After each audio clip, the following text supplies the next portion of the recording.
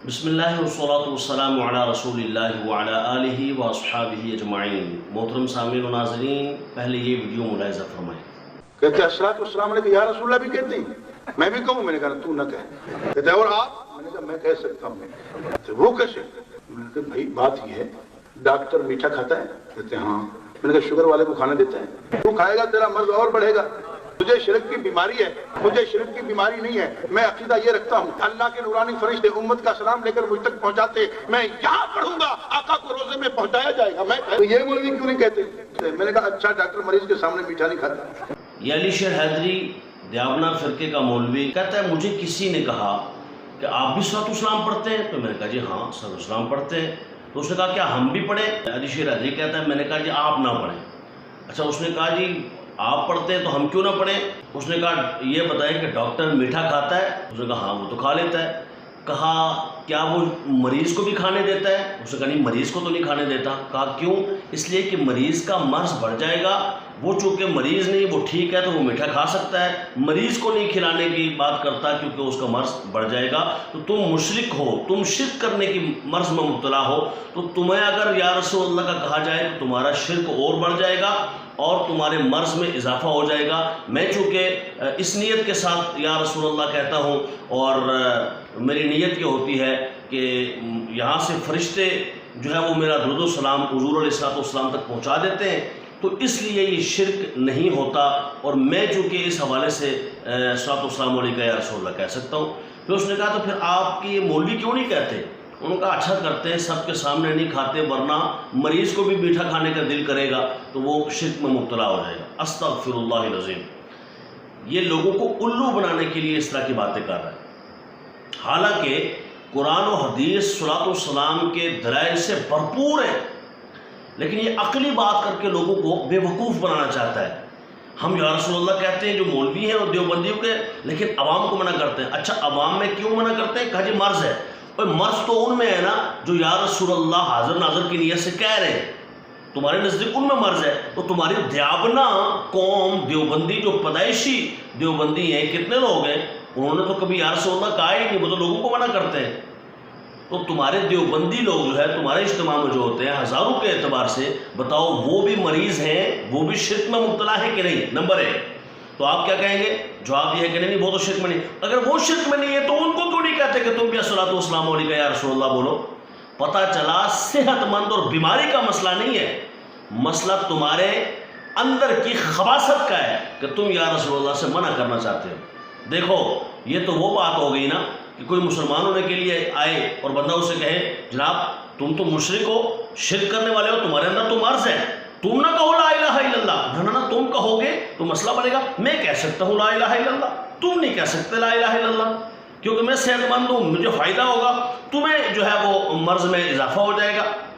نہیں، بلکہ جو شرک ہے وہ عام آدمی کے لیے بھی شرک ہے، خاص آدمی کے لیے بھی شرک ہے۔ وہ جیسے مریض کو نقصان پہنچاتا ہے ویسے ہی صحت مند کو نقصان پہنچاتا ہے۔ شرک زہر ہے، ایسا نہیں ہو سکتا کہ جناب زہر ڈاکٹر کھا سکتا ہے اور مریض نہیں کھا سکتا، ایسا نہیں ہے۔ زہر ڈاکٹر کھائے تب بھی مر جائے گا، زہر مریض کھائے تب بھی مر جائے گا۔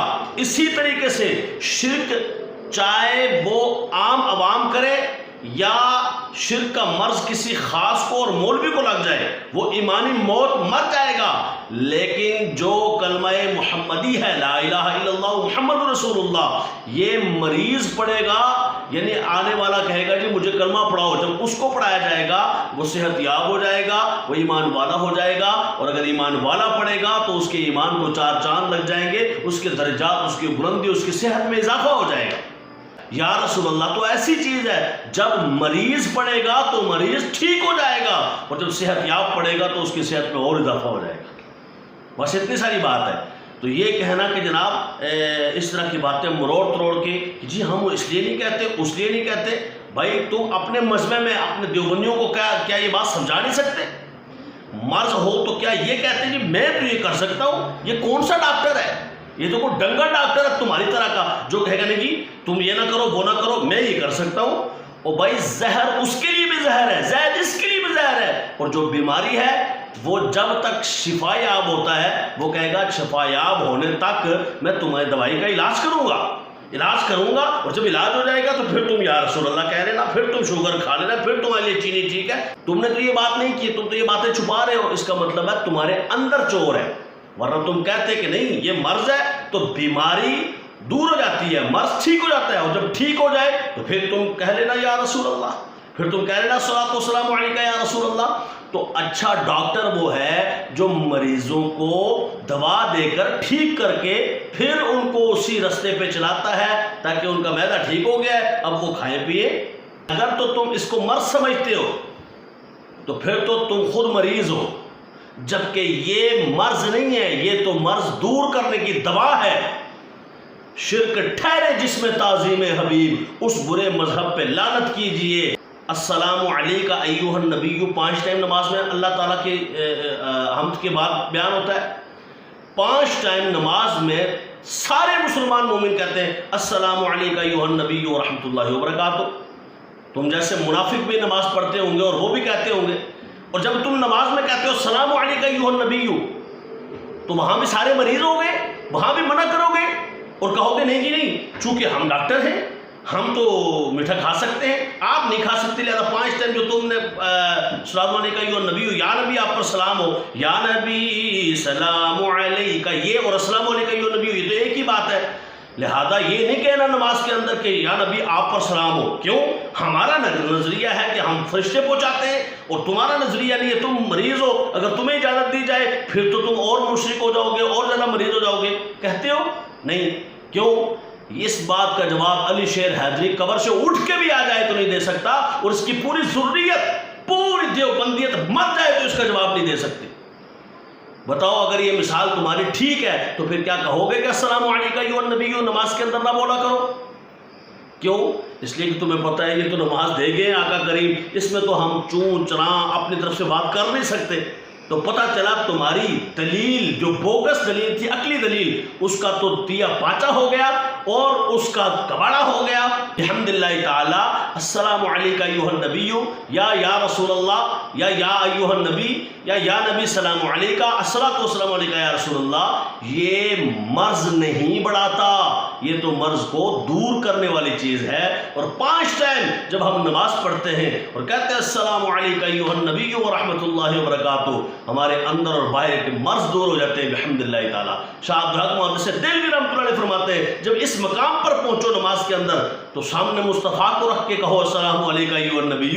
سلام تو سوئے ہوئے کہنے کو جائز نہیں، تو حضور علیہ السلام کے لیے یہ سمجھو کہ وہ نہیں سن سکتے، اس طرح سلام نہیں کہنا، یوں سلام کہنا کہ نہیں حضور علیہ السلام سن سکتے ہیں۔ اب جاؤ اپنی ہی کتابیں پڑھ لو، کلیات امدادیہ پڑھ لو، اور اس میں اپنے ہی بڑے اور بزرگ کون، امداد اللہ مہاجر مکی، ان کو پڑھ لو۔ وہ کہتے ہیں کہ چاہے یہ نیت ہو کہ رب ان کو اس طرح سنا دیتا ہے، کان ہی ایسے بنا دیے، یہ بھی اس طرح نیت سے بھی صلاۃ والسلام پڑھ سکتے ہو، اور یہاں سے فرشتے پہنچا دیتے ہیں، اس نیت سے بھی پڑھ سکتے ہو۔ تو بھائی پڑھنا ہے، اس سے مرض دور کرنا ہے۔ تمہارے جیسے ڈاکو جتنا چاہے صلاۃ والسلام کو روکنے کی کوشش کریں، خدا کی قسم یہ نغمہ کل بھی گونجتا تھا اور صبح قیامت تک گونجتا رہے گا انشاءاللہ الرحمن۔ اور یہ کہتے ہو کہ علماء کرام جو ہے وہ اس لیے لوگوں کے سامنے نہیں کہتے کہ یہ مرض ہے، یہ مرض نہیں ہے، یہ مرض شکن ہے، یہ مرض کو دور کرنے والی چیز ہے۔ یا رسول اللہ انظر حالنا، یا حبیب اللہ اسمع قالنا، یہ تو قرآن کہتا ہے یا ایھا النبی، یا ایھا الرسول۔ اگر یہ شرک ہوتا تو کبھی قرآن نہ ہوتا، اور صبح قیامت تک کیا نماز پڑھنے والے کو بھی منع کرو گے یا ایھا النبی نہ کہنا، کیونکہ تمہاری نیت کوئی اور ہے، ہماری نیت کوئی اور ہے، عوام الناس کی نیت کوئی اور ہے؟ نہ، نیت جیسی بھی ہو، جو بھی ہو، قرآن سمجھ کے، حدیث سمجھ کے، اسلام اور دین سمجھ کے، جو بھی الصلاۃ والسلام علیکہ یا رسول اللہ پڑھے گا، اس سے کفر کے، شرک کے اور غلاظتوں کے ڈھیر ختم ہو جائیں گے، اور نور کے اور مصطفیٰ جان رحمت کی محبت کے بسیرے ہو جائیں گے۔ اللہ تبارک و تعالی ہمیں سمجھنے کی توفیق عطا فرمائے۔ السلام علیکم ورحمۃ اللہ وبرکاتہ۔